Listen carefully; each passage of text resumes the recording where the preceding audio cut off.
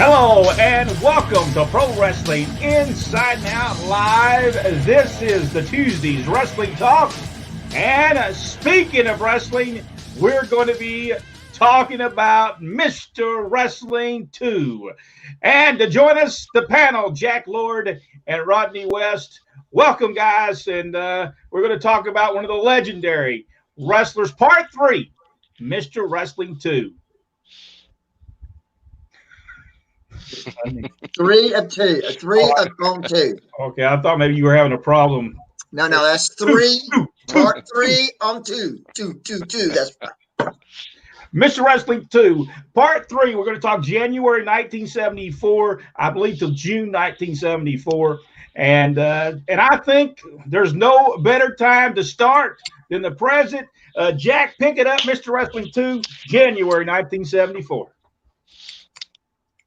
Well, I got to get to the right part. January 3rd, 1974, Allison Skating Rink in Albany, Georgia.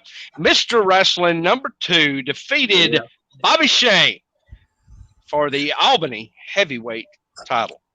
Wow. Oh, he froze up. I think he froze up on us. Oh, it was free. It was going so well. Anyway, it froze up there, Jack. I did not know that they had an Albany heavyweight championship. That was something that was. Yeah. That was something I didn't realize it. Did you realize they had an Albany championship? I knew they had a Columbus championship. I know Columbus. And I knew they had a Macon championship, but I was not aware of the Albany. And that skating rink we've been to, and that was an awesome place. It was the great atmosphere there. I think I wrestled there one time. I believe I wrestled Terry Gordy there, as a matter of fact. Wow. Anyway, January 4th, 74, Atlanta City Auditorium in Atlanta, Georgia. Mr. Wrestling number 2 defeated Tim Woods. Wow. January 5th, Sports Palace in Griffin, Georgia. Mr. Wrestling number 2 defeated Robert Fuller. Also on January 4th at the studios in Atlanta, Georgia, WTCG, Mr. Wrestling number 2 defeated Les Thatcher, our friend Les Thatcher. Yeah, that's awesome. January 9th, Municipal Auditorium in Columbus, Georgia. I love Columbus, Georgia. Lou Thez and Mr. Wrestling number 2 went against Ronnie Garvin and Terrence Garvin, a winner unknown. January 11th, 74, Atlanta City Auditorium, Mr. Wrestling number 2 defeated Ron Fuller. Title change for the NWA Georgia heavyweight title. Awesome.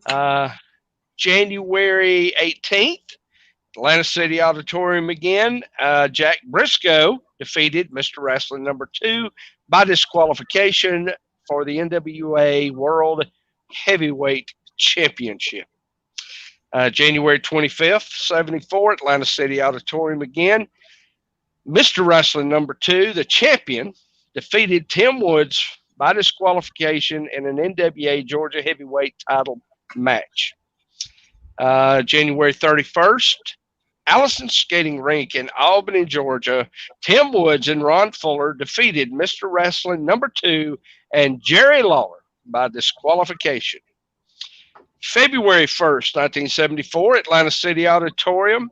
Tim Woods defeated Mr. Wrestling number 2 by disqualification in a coal miner's glove match. February 10th, the Omni in Atlanta. Mr. Wrestling number 2 defeated Tim Woods in a mask versus hair match. And Tim Woods lost that match, and right here, he's getting his hair shaved. Yeah. Wow. And so he remember wrestling without the mask at that point. I remember seeing that in the magazines, actually. Let's see. January 10th. February 19th. Civic Center in Savannah, Georgia. Mr. Wrestling number 1 defeated Mr. Wrestling number 2 for the NWA Georgia Heavyweight Championship. March the 1st, Atlanta City Auditorium. Apparently, II won the belt back somewhere in between there because now it says champion defeated Bob Armstrong. I'm sorry, he defeated Bob Armstrong in the NWA heavyweight title. Here's a picture on here. Bob Armstrong's Violent Night of Revenge against Bristol Wrestling 2. The referee, Ronnie West. There he is. Yeah. That particular match right there. March 26th of 1974, Macon Coliseum, Macon, Georgia. Bob Armstrong in Mr. Wrestling #1 defeated Jerry Lawler and Mr. Wrestling #2. Title change for the Macon Tag Team titles. All right, never heard of the tag team. Did every city have their own title? Well, I knew the heavyweight was, a lot of the bigger cities had their own heavyweight, but that's the first time I ever saw that there was a tag team. It looks like to me, and I'm just guessing, but all the Fred Ward towns had their own champions. That looks like to me. That's what it looks like, because Augusta does not, as I see on here, does not have its own champion. So for those people who don't understand, everybody thinks that Wrestling 2's first heel run was in Mid-South Wrestling. But it was during this point in time, he was going against Wrestling 1 because Tim Woods took his mask off to wrestle against the World Heavyweight Champion. And because of that, he got so mad at him. Now, what didn't make too much sense, though, is Wrestling 2 would eventually go after the World Heavyweight Championship and didn't have to take his mask off. So I think that somewhere there must have been different bookers came in. That's all I can actually for here. I'm almost sure Jerry Jarrett's doing this. I believe he is. When the Garvin and Jerry Lawler's there, I'm almost sure, and I believe this is when Dad would ride down with Jerry to TV on Saturdays. All right, Rodney, now we can go on. I just thought I'd do a little commentary and let people know Wrestling 2 was the heel, Tim Woods, the babyface, and there we've got some. Here's a couple other pictures from that coal miners match right there. There's as you see, Tim Woods got beat up pretty good during that match. So I just thought and here's another part of that coal miners glove match as well. You see Wrestling 2 trying to get up to get it. Evidently they fell down on the floor. I would have loved to see those matches. I bet you it was something. I bet you that place was on fire. All right, we come up on March the 27th, 1974. We're at Municipal Auditorium in Columbus, Georgia. Mr. Wrestling 1 versus Mr. Wrestling 2 in a Texas Death Match, winner unknown. Then we come to the Atlanta City Auditorium on March the 29th of 1974 in Atlanta, Georgia. Dory Funk Jr. defeated Mr. Wrestling 2 by disqualification. Wrestling 2, the NWA Georgia Heavyweight Champion at the time. Then April the 2nd, 1974, Macon Coliseum in Macon, Georgia. Jerry Lawler defeated Mr. Wrestling #2 by disqualification. Then April the 3rd, 1974, Municipal Auditorium in Columbus, Georgia. Mr. Wrestling 2 versus Rufus R. Jones, winner unknown. Look at Rufus. Love Rufus R. Freight Train Jones. Love Rufus. Oh, he's awesome. April the 5th, 1974, Atlanta City Auditorium, Atlanta, Georgia. Mr. Wrestling 2 defeats Jerry Briscoe. And, of course, that was for the Georgia Heavyweight Championship. Wrestling 2, the Georgia Heavyweight Champion. Then on April the 8th, 1974, Bell Auditorium in Augusta, Georgia. Bobo Brazil versus Mr. Wrestling 2. That's, again, for the Georgia Heavyweight Championship. Wrestling 2 still the champion there. Then we've got April the 10th, 1974, Municipal Auditorium in Columbus, Georgia. Bob Armstrong against Mr. Wrestling #2, winner unknown. Then we come up to the Atlanta City Auditorium on April the 12th, 1974. It is, listen to this one, Dick the Bruiser and Bobby Duncombe defeating Mr. Wrestling #2 and Bob Armstrong. Okay, now by this time, at some point, Wrestling 2 must have turned back. Yeah. In a 2-day period. Because he's going against Bobo Brazil and then Augusta. And we know Bobo Brazil was not the heel during the match. You know, as a Georgia Heavyweight Champion, maybe then they had him wrestling everybody, you think? Maybe. Well, I mean, he wrestled Jerry Lawler in Macon at the Coliseum. Right. So maybe he was just wrestling everybody until. And the TVs were not connected. So Macon had its own TV. Columbus had their own TV, and then Atlanta, of course, had its, and then Augusta has its own production as well. I'm thinking coming up, it may be what's coming up between Bill Watts and Wrestling 2 that turns him back big time babyface, and I believe that could be the truth. Yeah. All right. So now we're up to, let's see, April the 13th at the Sports Palace in Griffin, Georgia. That's 1974. Robert Fuller and Mr. Wrestling 2 defeat Jerry Lawler and Art Nelson. Then the big one on April 26, 1974, the Omni in Atlanta. Jack Briscoe defeats Mr. Wrestling 2 for the NWA, defeats Wrestling 2 in the defense for the NWA World Heavyweight Championship. No disqualification, no time limit. And of course, Jack Briscoe was the world champion at that time. Then we got May the 3rd, 1974, Atlanta City Auditorium. NWA Georgia Heavyweight Championship. Mr. Wrestling 2 defeats Bill Watts, Wrestling 2, the champion. Then we come to the Atlanta City Auditorium on May 10th, 1974. It is going to be for the Georgia Heavyweight Championship. Bill Watts, the champion, it's the North American Heavyweight Championship versus the NWA Georgia Heavyweight Championship. Bill Watts defeats Mr. Wrestling 2. The match in that was no disqualification, no time limit. The special guest referee was Big Bad John. And I believe that Big Bad John did the old dirty turn on Wrestling 2 that night. How dare he? And that sets it up for a upcoming match. So, well, the very next day on television at WTCG Studios in Atlanta, that's on the May the 11th, 1974. It's the Georgia Heavyweight Championship on the line on TV. Mr. Wrestling 2 defeats Bill Watts for the Georgia Heavyweight Championship on television. Then we go to May the 12th, 1974 at the Civic Center in Savannah, Georgia. Mr. Wrestling 2 defeats the Great Malenko. Then we go to the Bell Auditorium in Augusta, Georgia on May 13th, 1974. Jerry Briscoe and Mr. Wrestling 2 defeat the Garvins. Ronnie Terry, of course, they're managed by Jimmy, and that versus them. The winner is unknown, and that was for the Georgia Tag Team Championship. The Garvins were the champions at that time. Then we come up on the very next night, Macon Coliseum on May the 14th, 1974, Macon, Georgia.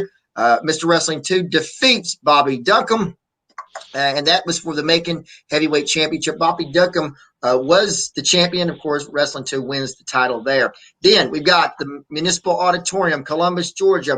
The very next night on May the 15th, 1974, it is Ronnie Garvin, Terrence Garvin, and Art Nelson versus Robert Fuller, Bob Armstrong, and Mr. Wrestling 2, and the winner is unknown there. And there's a great picture of the Garvins. Then we got we're going to the Omni next. That's going to be on May the 17th, 1974. Big main event. I guarantee this is the main event. It's Andre the Giant and Mr. Wrestling 2 defeating Bill Watts and Big Bad John in a lights out match. There's the card right there. There's a great card right there. Let's look at the whole thing. We've got, of course, we said Andre and Wrestling 2 against Big Bad John and Cowboy Bill Watts. World title match, Jack Briscoe versus Dusty Rhodes. It's the Georgia Tag Team Championship. Ron and Terrence Garvin with manager Jim against Haystacks Calhoun and Bob Armstrong. And then we got the Southeastern title match, Bobby Duncum against Jerry Briscoe. Plus, it looks like, is that 3 matches? You think they could get Bob Armstrong's name any smaller after Haystacks? Well, Haystacks is bigger than Bob, so he gets a bigger name. Okay, I just seen that there. Wow, that happens. Yeah, but I was only disappointed in lights out matches when the lights stayed on. That's true. Never thought of that. They did stay on. You would think you'd have to have flashlights to watch that match. All right. You want me to pick up from here? You go ahead. Okay. May 20th, 74, Bell Auditorium in Augusta, Georgia. Jerry Briscoe and Mr. Wrestling number 2 versus Ron Garvin and Terry Garvin, winner unknown, no disqualification match. May the 22nd, Municipal Auditorium in Columbus, Georgia, Mr. Wrestling number 2 and Robert Fuller versus Ronnie and Terry Garvin, winner unknown.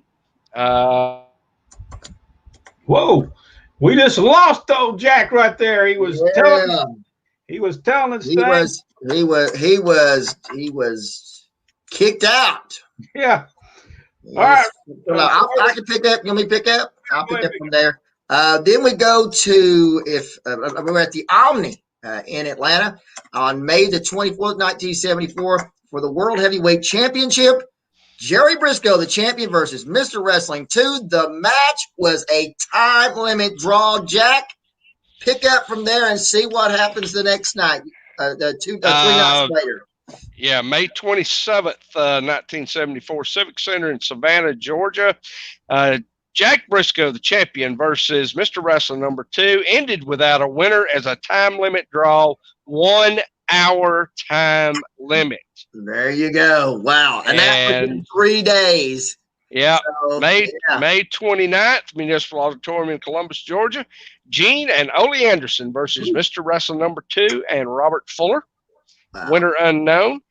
May the 30th, Allison Skating Rink in Albany, Georgia. Mr. Wrestling number 2, Jerry Briscoe and Pat O'Connor versus Ronnie and Terry Garvin and Jimmy Garvin. Winner unknown.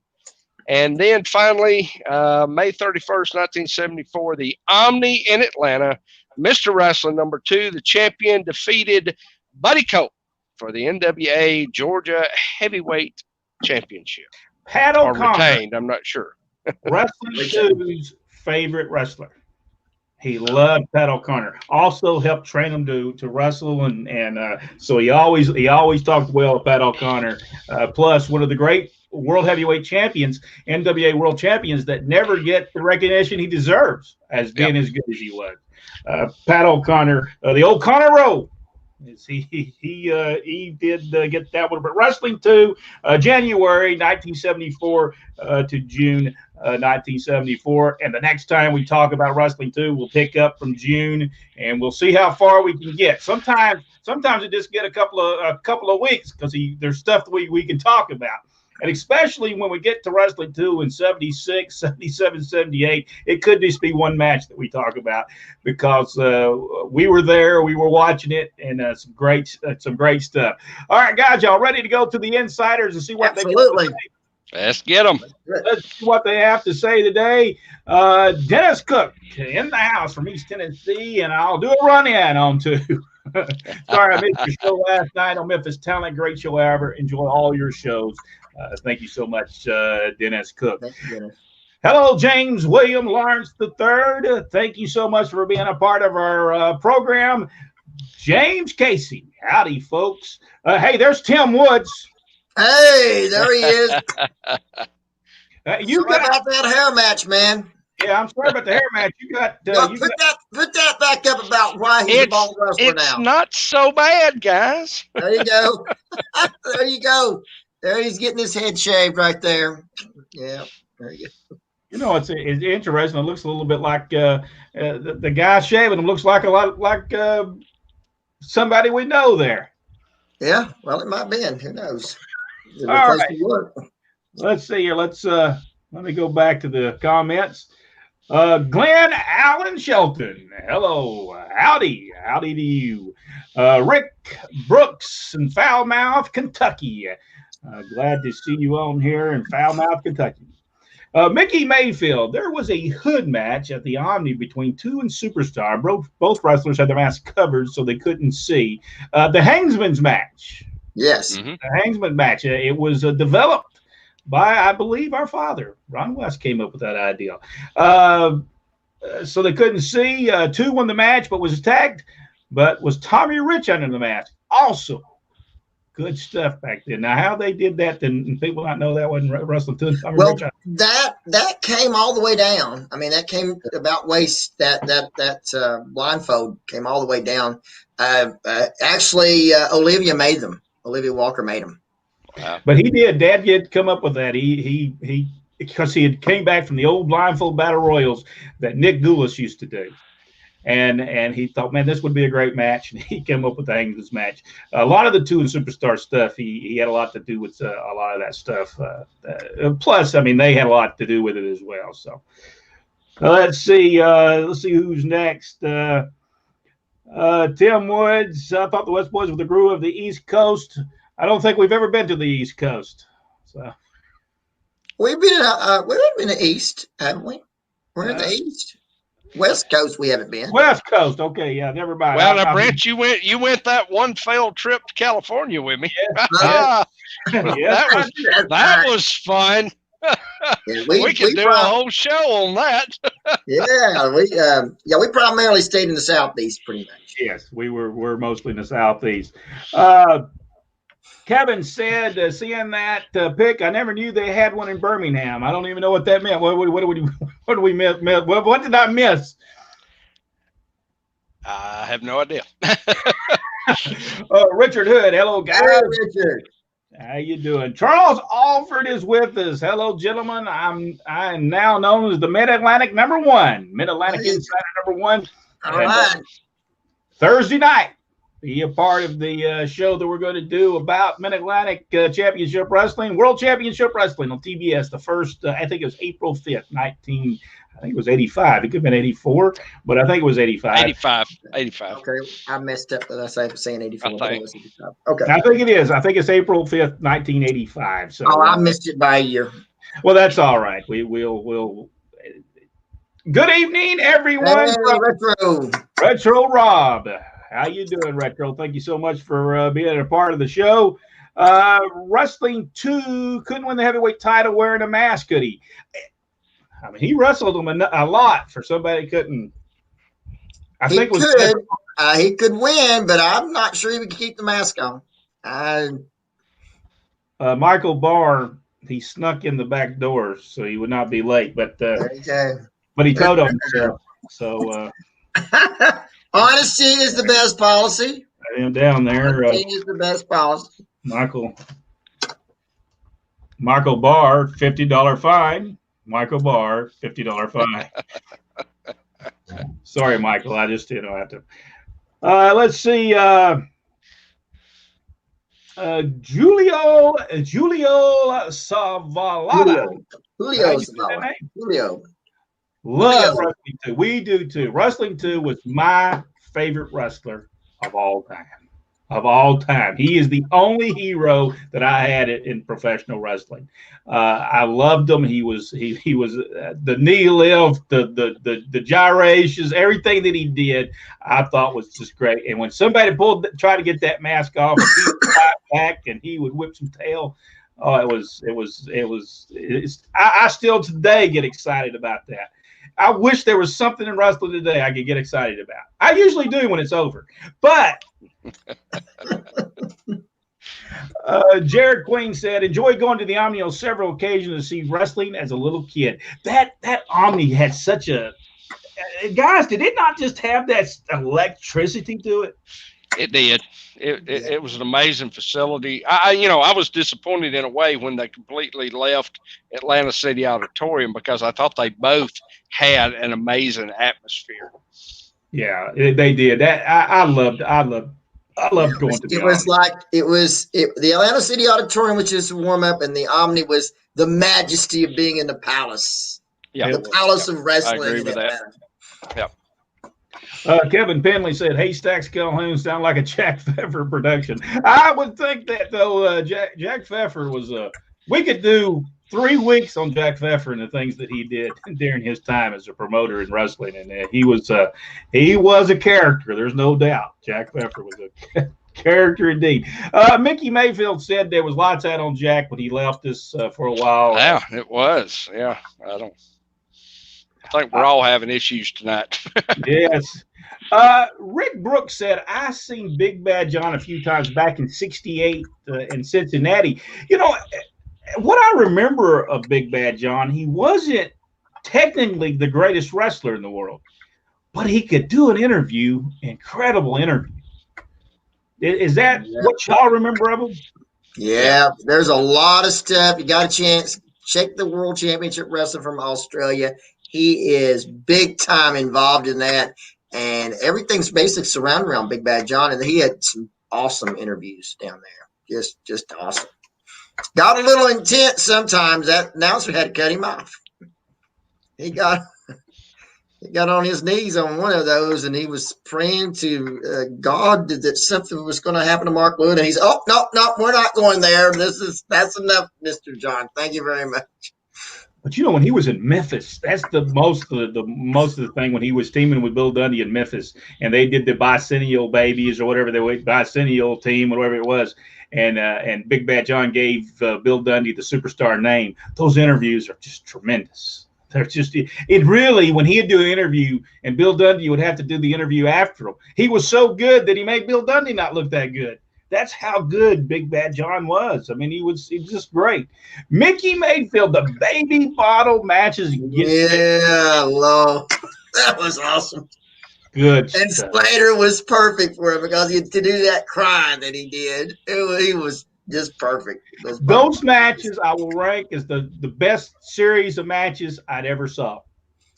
And I think that was 78, 76, I think, either somewhere between 76 and 77. Yeah, 77 is the ones in Rome for sure. Oh man, those were was the I'm a Turkey matches in Rome. Oh, they were so good. Those matches, top 10 of anything. Chief Inspector Clouseau. Yes.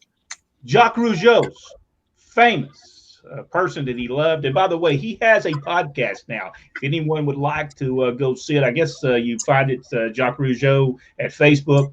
I think you can find it that way. But go check it out. I don't know if it's all in English or it's all in French. I'm not for sure. But go check it out and see what Jacques Rougeau has to say about professional wrestling. But he said, I heard that Mr. Wrestling 2 team was superstar at one time. Does anyone know anything about it? Do y'all remember that? Not in any places that I've been, he did. I don't remember it. If he did. And he might have at one time, he could have when over in the Mid-Atlantic, maybe Richard might know about that if he remembered, or Charles. Maybe Charles remember if 2 and Superstar had, because he's from over there, if they had teamed when because Superstar at one time was battling against Gene Anderson, I think. He could have been. He might have done. They might have done something in Mid-Atlantic. I know he may have brought him in as a tag team partner. I got a guy that I know can whip you, and we'll check on that and see. Charles Bell Flower from Athens, Georgia. Oh, the old J&J Center. Yeah, went there many times. You ever went to the J&J Center, Jack?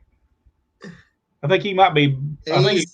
He's mesmerized yet again by the content of the show. I didn't bring a cigar tonight. And Did you? Apparently, my equipment doesn't work well if there's not smoke involved. There's something going wrong with it anyway, because every time we go hit something, I'm going to have to figure out and ask him what's going on with that. Guys, when did Mr. Wrestling 2 officially stop wrestling as Johnny Walker? Probably, I think it was 1973. He actually went from Chattanooga, Tennessee, wrestling with Bearcat Brown, and I think against the Bounty Hunters, and 2 days later he becomes Mr. Wrestling number 2. So that's sometime in 1972, 73. And I'll get you the Richard. I'll try to get it for the next one and let you know for sure. But Mark Harrell, I think that's how you say that name. Great show, guys. Thanks for keeping the history going. Well, thank you so much, Mark. We enjoy doing it. That's we're not getting paid for it, so we can just enjoy doing it.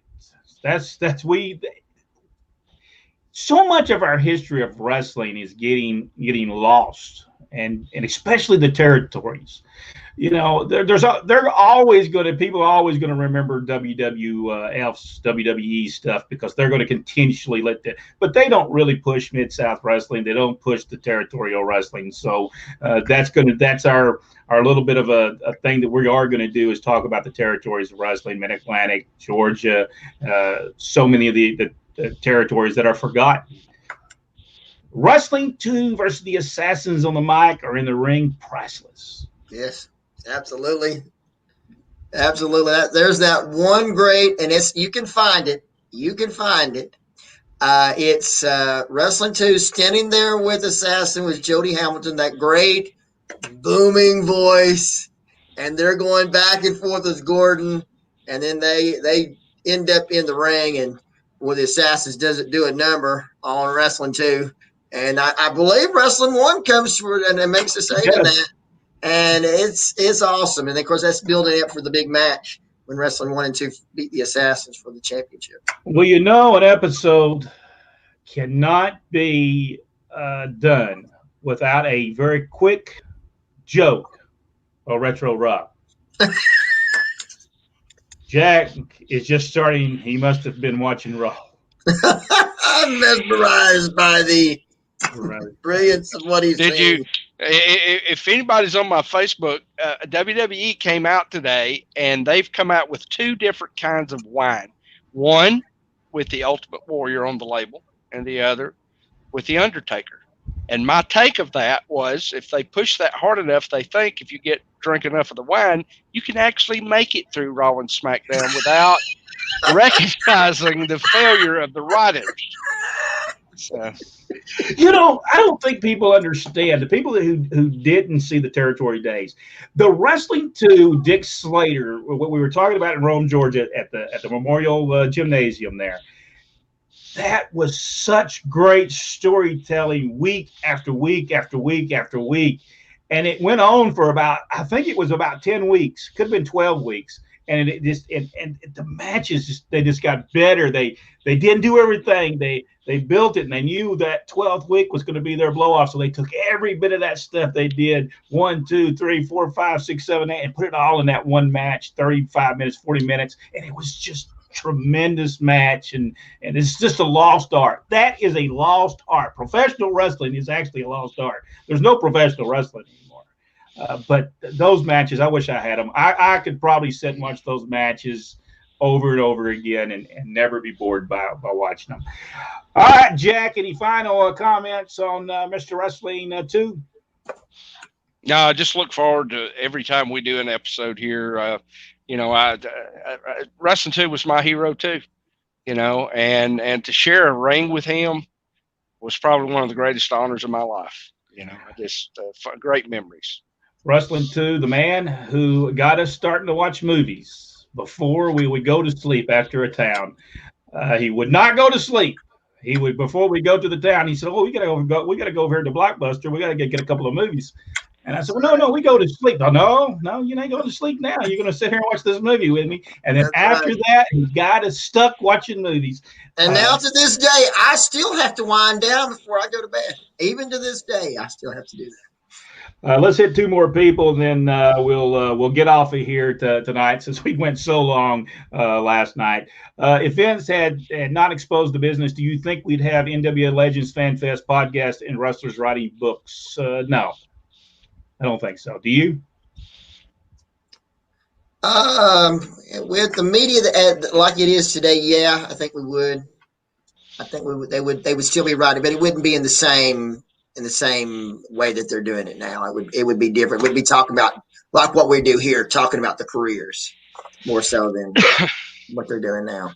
I think the exposure of the business was coming anyway. By the time the internet rolled around, there would not be any, hiding behind the kayfabe labels anymore. Just too many people with an ability to go out there. You can blame Vince. He did it early, but it was going to be done. So yeah, all that stuff would still be going on today because there's still a hunger and a longing for those days and for those people that were such a part of our lives. Because somebody was going to slip in with a camera. Oh yeah. See them in there talking about their match. Let's go in there right now. So that was going to happen. Well, Dave Meltzer proves my point. As soon as the internet was out there and you could readily address people and tell them stuff, he blew up, because people behind the scenes were not willing to keep their mouth shut. And that's not changed all these years later. And I still don't get it. By the way, I believe Dave Meltzer has had his first 5-star match. It was some AEW match. It was a street match or something. And that was his first 5-star match in many. That I did watch that, and I think I told y'all that was I thought that was a very well paced, put together match. I really liked it, with the exception of Orange Cassidy and the mom shooting the bird at the end of it. I thought it was I didn't see it. I just heard about it today. All right, let's get Daniel Lang on. Wrestling 1 and 2, feuding with the Assassins. Then they added the Freebirds, the great titles versus cash. Great match. Great match. Awesome. What kind of money could have been made with the Freebirds and Mr. Wrestling 1 and 2? big. Big money, but neither one of them, they left. They left after the first match. That could have been big money. They would have grew nothing but money with that of the whole territory for a long period of time. There's no doubt. Charles was saying earlier that he thought that was the 80s where Wrestling 2 and Superstar, and I think it was Mid-Atlantic. I think he's talking about Animal Road Warrior. I'm thinking Road Warrior Animal. If I'm not, he's happy anniversary to him and his wife, and we shall do so. No problem there. All right, guys. I heard a dog barking. Not mine. I hope, because I don't have one. I don't have one either. So if there's a dog in this room, there's not supposed to be. All right, guys. Rodney, any final comments? Because we will get off here today. I always enjoy these ones of Wrestling 2. Great memories. Like I said, there was my two heroes coming up was Mr. Wrestling 2 and Batman. So there you go. All right. On behalf of, before I do that, if you're watching on Facebook, give us a like and share. If you're watching on YouTube, give us that big ho! I had done that. I forgot to do that on Mid-South Wrestling. Give us the big thumbs up and subscribe to the channel, and it lets us know that you care what we're doing. On behalf of Rodney West and Jack Lord, I am Brett West, and thank you for being a part of this look at Mr. Wrestling 2 right here on Tuesday's Wrestling Talk, and we'll see you on the next Tuesday's Wrestling Talk. And don't forget, Thursday night, we'll be talking about World Championship Wrestling, April 1985. Thank you so much for being a part of it, and we'll see you then.